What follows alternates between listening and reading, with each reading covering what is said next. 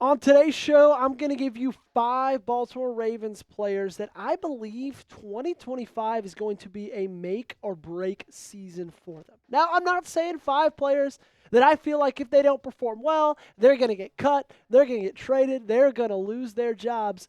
But it seems like this is now or never for 5 Ravens players. And we're going to start this off with Trenton Simpson, the linebacker going into his 3rd season with the Baltimore Ravens.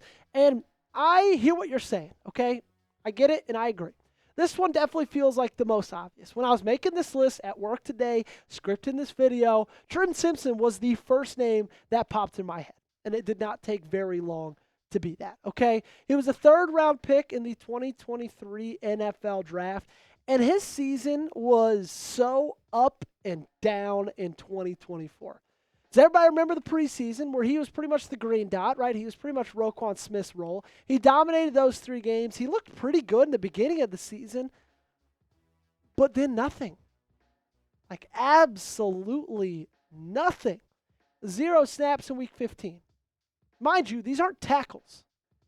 These aren't drives. These are snaps. 0 in week 15. 6 in week 16. 4 in week 17. And then a goose egg in both of the playoff games. He didn't see the field in either playoff game. Zach Orr didn't believe he should see the field in either playoff game. Now, I will say, when you look at this room, I still think he's going to be the starter. And we talked a lot about the battle between him and Teddy Buchanan. Like, that's going to be a really, really good one. I think Trenton Simpson's going to win it just because I think he's got, the age over him. Teddy Buchanan's a rookie. I think next year, this position could be Teddy Buchanan's all he wants it to be. But regardless, this is going to be a massive, massive season for Trenton Simpson because he's going to have to prove to every single one of us, hey, I get it. Got benched last year, but this is my position. Make sure, if you guys are not yet, that you are subscribed to the channel. 56.5% of the watch time on our videos comes from you guys who are not subscribed. That's right. I, put the goggles on, put the lab coat, looked at the analytics. 43.5% of our watch time is from you who are subscribed. Shout out to you guys. I want to make that bottom number go up, that top number go down. And the way that happens is if you, who have not subscribed yet, hit that big red sub button. It's free. It locks us in for daily Ravens videos right here on the channel. Let's go to the offensive side of the ball. Let's talk about guard Andrew Vorhees, left guard to be more specific. Good Lord Almighty. With that one, he was a 7th-round selection in 2023. He had a very interesting story. I don't know if you remember everything that happened to him, but he went through a ton of adversity because he tore his ACL at the 2023 Combine. He was going into the draft. Now, he wasn't going to be a 1st or 2nd rounder, but people were saying he was going to be an early to mid day 3 pick, and he ended up going in the final round. Drafted in the 7th round by Baltimore. He started last season at that left guard position, beat out Ben Cleveland and Patrick McCarry. Then he was sidelined for weeks 4 and 5 with an ankle injury. And after that, when Patrick McCarry went in to fill in for him during injury, he only got 60 snaps for the rest of the season. 60 snaps in the last, 12 weeks of 2024. They felt like Patrick McCarry was doing better. Now, Patrick McCarry's gone. He's enjoying greener pastures in Jacksonville, which, have fun trying to win anything there. But you look at this room now, and I don't think it's going to change much, right? I think it's going to be Stanley at left tackle, Linderbaum at center, Lele at right guard, Roger Rosegard at right tackle. But that left guard spot, I think it is fully up for grabs between him or Ben Cleveland. This is the year for him to cement himself. He tried to do it last year. He got injured, and then someone came in and took his spot right out from under him. This is the year that if he's going to ever have this starting spot, this is the year he's going to show everybody this one deserves to be mine. Now, I will say, if Ben Cleveland ends up winning that battle, and it's back-to-back years for Andrew Vorhees of being beaten out in the middle of the season by Patrick McCarry and being beaten out in the preseason by Ben Cleveland, he might just, be a depth piece on the offensive line for the rest of his career, which isn't a bad thing. But we're looking for starters right here on the Baltimore Ravens. This is a Super Bowl caliber team. You need to have a lot of confidence in your offensive line. Who starts out of those two guys? Do you think it's Vorhees? Do you think it's Cleveland? Make sure to let me know in the comment section down below. Type their initials, so give me an AV or a BC. Up next, we got Beau Brade. Let's talk defense again. Beau Brade is a guy that I really loved watching play in the preseason last year. Like, he might have been my favorite. Him and Dayton Wade were, if you remember. I know preseason 2024, there is not much excitement with it, but he was a little ray of sunshine for me. When you look at the safety room, Malachi Starks obviously is going to be your starter after Ardarius Washington went down. Kyle Hamilton, obviously, no one's ever going to start over him because I think he's the best defensive player in football. And then you look at the top of the depth pieces, Sanusi Kane and Beau Brade. And it feels like if Beau Brade cannot take advantage of the Ardarius Washington hole, the Ardarius Washington injury, and he can't take that step this year, then I don't know if he'll ever be able to. And again, I'm not saying I don't think he'll ever be able to be a really big help, a good depth piece, like I said about Andrew Vorhees, but he's got a clear path to have a lot of really, really good minutes this year, a lot of really great snaps, a really important role. And if he can't take advantage of that, then, I don't know what more can be done for him. Now, he wasn't drafted, if you remember. He signed as an undrafted free agent from 2024, went to the University of Maryland, and so he is a Terp through and through. But this is going to be the year for Beau Brade. With Ardarius Washington sidelined for the entirety of the year with that Achilles injury. If Beau Brade's going to make a name for himself, if he's going to cement himself in this roster as maybe not an every down starter, but a guy who comes in and can help out a ton on the defense, 2024 is the time to do it. Let's talk about Mark Andrews now, okay?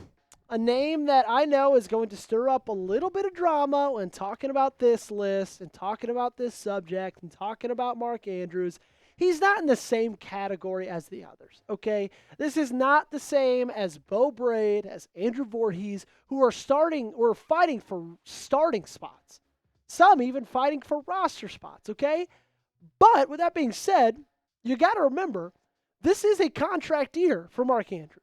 This is the final year on his deal with the Baltimore Ravens. And it's a contract year for Isaiah Likely as well. We've talked about this pretty recently. It feels like they're only going to pay one of them. Only one of those guys is going to get a bag. I don't think with all the other players they have to pay, I don't think they're going to pay two tight ends, especially when one of them is going to be turning 30 years old. And I hate putting labels on those two guys. Hate labeling one of them tight end one. Hate labeling one of them tight end two. Because I think they're going to get very similar targets, very similar receptions. I think that they are going to run a lot of 12 personnel, so they're both going to be on the field a lot, at the exact same time. So I don't know if you can ever say one of them is going to be tight end one or tight end two, at least going into the season. But it feels like now or never for Mark Andrews. As in, if he doesn't make it impossible not to be paid this year, then this will be his final year in Baltimore, okay?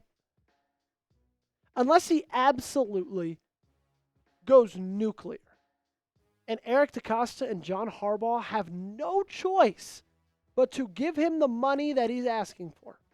Unless that happens, it might be our last time seeing Mark Andrews in a Baltimore Ravens uniform. Take a guess for me down there in the comment section. Will Mark Andrews be a Raven in 2026? Give me a yes.